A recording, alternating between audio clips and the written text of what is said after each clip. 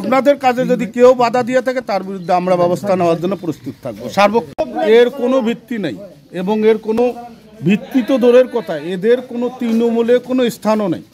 যারা আজকে আপনাদেরকে ডাকছে বা যারাই নিয়ে আসছে তারা সব মানববন্ধনে যেটা আসছেন আপনারা, যাদের মাধ্যমে মানববন্ধন তারা সব আওয়ামী লীগের দোসর। এতদিন আওয়ামী লীগ জাতীয় পার্টির দোসর এবং আওয়ামী লীগ জাতীয় পার্টির সঙ্গে যে তার সংশ্লিষ্ট ছিল তার প্রমাণ আমার কাছেই আছে। এখন আমার কাছেই আছে, আপনারা এখন দেখতে পারেন তার প্রমাণ। হ্যাঁ, সবার কাছে আছে, শুধু আমার কাছে না, মর্না ইউনিয়ন সবার কাছেই আছে।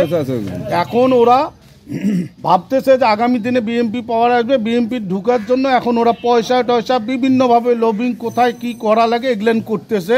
এই 5ই আগস্টের পর থেকে তাদের কাম হয়েছে এটা। চেয়ারম্যানের সঙ্গে একসঙ্গে আমাদের যে মর্না ইউনিয়ন উপজেলা চেয়ারম্যান, ইউনিয়ন পরিষদের চেয়ারম্যান আছে ইউনিয়ন পরিষদের জিল্লু, তার সঙ্গে সে একসঙ্গে রাত্রে ঘুমে এবং একসঙ্গে থাকে। এখন কিন্তু জিল্লু বর্তমান জেলে আছে। তাহলে তাদের দোসর, তাদের কাজ হয়েছে তারা আওয়ামী লীগের দোসর এবং জাতীয় পার্টির দোসর। ওরা আমাদের বিএনপিকে কিভাবে নষ্ট করা যায়, কিভাবে একটা বিশৃঙ্খলা করা যায়, তার জন্য আজকের এই মানববন্ধন, অন্য কোনো বিষয় তাদের। তারা যদি সদস্য হয়ে থাকে, তার সদস্য ফর্ম আমাদের কাছে জমা দিয়েছে, সে ফর্ম তার যাচাই বাছাইতে আউট হয়ে গেছে, ওই তোপাজ্জলের ফর্ম আউট হয়ে গেছে। এখানে শহীদুল আমিন আছে আমাদের ইয়াতে, ওই মৎস্যজীবী দলের সেই ইউনিয়ন সভাপতি, তার ফর্ম আমাদের যাচাই বাছাইতে বিএনপির উপজেলা কমিটির উপজেলা অফিসে বাছাই বাছাইতে আউট হয়ে গেছে। সে কীভাবে আমাদের হইল, বিএনপির মৎস্যজীবী দলে হইল।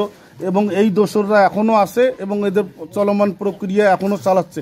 এর দাঁত ভাঙা জবাব দিতে আমরা যা করা লাগে সেটাই করব এবং পরবর্তীতে যেন আমাদের বিএনপির বিরুদ্ধে আর কেউ এ ধরনের কোনো করতে না পারে, তার জন্য যেখানেই যাওয়া লাগে, যেভাবেই জবাব দেওয়া লাগে সেভাবেই আমরা দেবো। আমরা প্রস্তুত। এখানে দেখা যাচ্ছে যে সাংবাদিকদের কাজে বাধা দেওয়া হয়েছে, তো এই যারা দিল তাদেরকে কোনোভাবে আপনি চেনেন কিনা বা আপনার নাম ব্যবহার করেছে? এখন আমার কথা শুনেন, যারা করছে তারাই তো সব আওয়ামী লীগ। আওয়ামী লীগ বিএনপির কোনো কর্মসূচিতে অংশগ্রহণ করতে পারে না এবং করতে মানবন্ধন করে তারা করতে। তারা কিভাবে করলো মানবন্ধন, এটা তো আমার বোধগম্য হয় না, এটা আমার বোধগম্য হয় না। তারা কিভাবে মানবন্ধন করবে, কারণ তারা তো আওয়ামী লীগ, তারা জাতীয় পার্টির লোক, তারা কিভাবে আমাদের বিএনপির মানবন্ধন করবে?